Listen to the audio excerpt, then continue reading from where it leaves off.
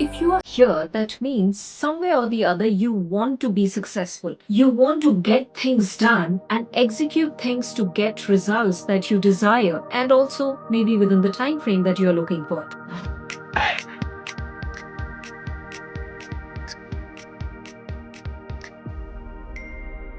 Now, let's see why even successful people get stuck and what is it about them that makes them get stuck in many places. Now, getting stuck after failure is easy to explain, but when you are successful as per your definition of success, okay, after that, when you feel stuck, then it becomes a bit challenging for yourself to even explain what the hell is happening. It's not about laziness or bad luck. It is about seeing things that otherwise the successful person is not seeing that's happening in the business. Let's go through 5 things which typically gets overlooked, which gets misused, and also the things that are taken for granted. Now, number one is what people typically overlook. The things that worked actually has an expiration date. What does that mean? The things that might have worked for you, okay, to make you successful, like hustle, taking things under your control, doing things in a particular manner, might not work now after a few years, and you are still in that same behavioral pattern, same thought process, and same kind of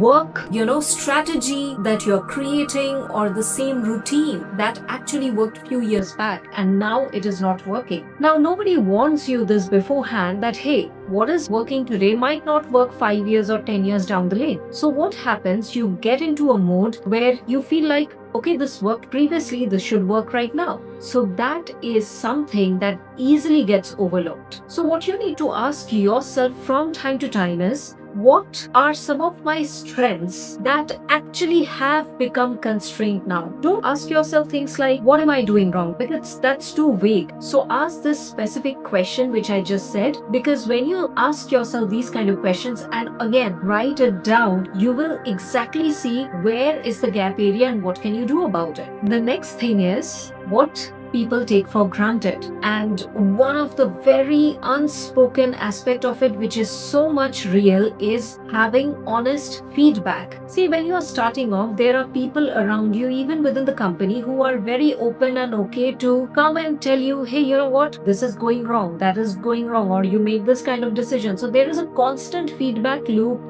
that's going on, and you are also in a mode where you listen to everybody and then do what's best or whatever it is. But there is a constant open culture of feedbacks that is going on. Now, as the days pass, when you become successful, people start seeing you. Problem is, most of those people who were very open and honest about sharing their feedbacks actually has taken a back seat, and they no longer feel the way they could approach you that time. They are able to approach you even now with the same openness and honest feedback. What is happening is you are having less and less people to tell you what is going wrong in the business. So technically, if something is going wrong in the business, you are practically the last person to know, because majority of the time, most of those people actually stay quiet because people know things are going wrong, or this needs to change, that needs to change, but nobody wants to come and give you the bad news. Nobody wants to be the bearer of the bad news. So things get filtered out, filtered out, filtered out till the time it reaches you. So your job is to consciously and actively keep these channels open from where you can actually get factual, practical, and honest feedback of what is going good and what is going bad in the company.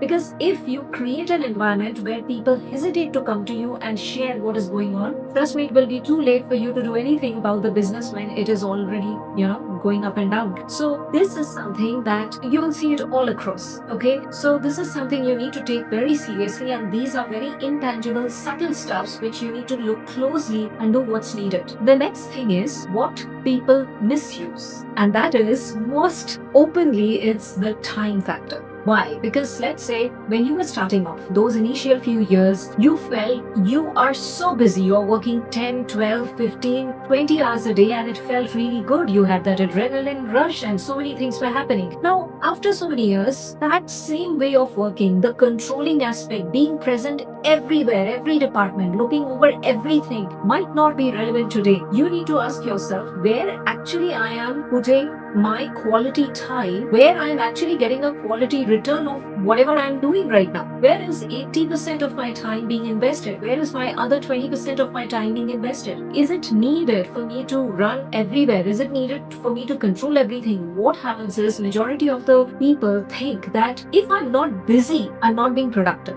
This idea might have, helped you at the initial days, but it's not helping you right now. So what is happening overall is you are actually misusing the time, which otherwise you can use by doing something more productive, which is actually going to help your business practically. But that is not happening because in your mind, that thing is set. I need to check this. I need to be everywhere. Every decision has to go through me. I need to take this, that, etc. So basically, you are only present and you are not present anywhere where it's needed. So see where your time is most needed right now at this phase of the business so that you can take it to the next level, because what worked and how it worked previously, how you actually divided your time might not be relevant today. The fourth point is another thing which people tend to overlook, and this is so amazing because you will see it happening almost everywhere. In fact, you might have been a customer to certain kind of businesses and then you saw the deterioration of the business. So this aspect is the cash cushion overview. It is cash cushion delays, the warning signs. So what do I mean by this? So let's say your business is running absolutely amazing. You're having great cash flow, you're in profit, and the numbers are looking great on the spreadsheet. However, the things that you are ignoring or you have been ignoring are a constant deterioration or tanking in customers' feedback, in the problems that people are trying to tell you, but your team and you are not listening because you are just going by the numbers on the spreadsheet that okay, cash flow is coming, sales is great, amazing, but you are not thinking and looking at the possible things that will happen if you don't take seriously as to what the customers are saying. And this happens with majority of the business because what happens after a certain period of time, when the cash flow is good, the profits are great, there is some kind of ego and arrogance that comes into picture. And because of that, you turn a blind eye to actual problems that the customers are telling you. You feel like, no, this is not true. They are just jealous or they don't know what this product or service is about and this and that. The same thing you would have taken seriously when you started off, but now you are not paying heed to it because you feel you are invincible. So very soon what starts happening is things start tanking down. And then when the numbers get hit, it's like an avalanche. You can't stop it because by that time the news has already spread. It is like it's like a chain effect, chain reaction that one after the other, the clients and the customers are not having the good experience or whatever it is. So then your business starts going down, the sales starts going down, and then the numbers start talking. You are keeping a blind eye towards a real thing that is out there in front of you. All you need to do is just open your eyes, ears, and everything and see what is happening. Don't just go by the numbers, because this is what happens when you actually have a cash cushion. You just stop looking at other things. So this is a mistake which people make now, and within some time they feel, oh my god, why did I not see it before? It is because you were too, again, filled with whatever it is, ignorance, ego, arrogance, whatever it is, to see what is the actual problem that's happening right now. So this is a very, very crucial point. So if you can keep this mind, trust me, your business will navigate through any kind of market condition. And also, customers would love coming back to you because you have been listening to them. And the fifth point is once again coming back to what people misuse. And that is when you stick your personal identity with the business. You think my business is because of who I am and what I'm doing, etc. If something happens tomorrow, then instead of making a decision what's best for the business, you actually take it on yourself and you take it so personally that you make some kind of a decision which is bad for the business. So what you need to do is you need to separate yourself from the business, because you are not the business. You're making that identity along with the business. Yes, many people say my personal brand is my business. Your personal brand is a personal brand.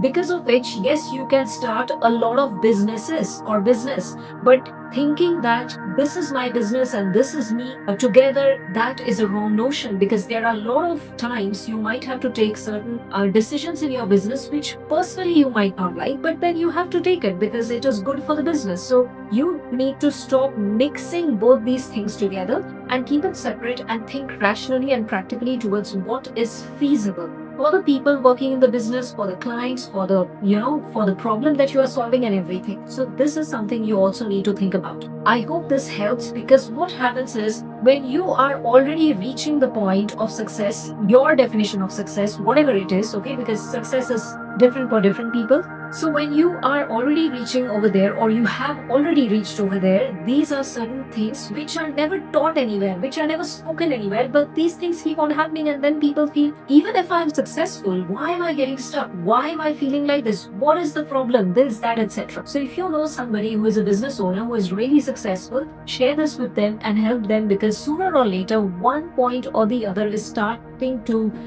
affect many businesses out there. So if you still have not read my book, which is 7 Steps from Shame to Being Back in the Game, it's there on Amazon. Go ahead, grab the copy right now. It's an implementation book. It's not a motivation book. There are exercises in it. And let me know what you implement from this, and what is your observation. So I will see you soon in the next video. Thank you so much. Namaskaram.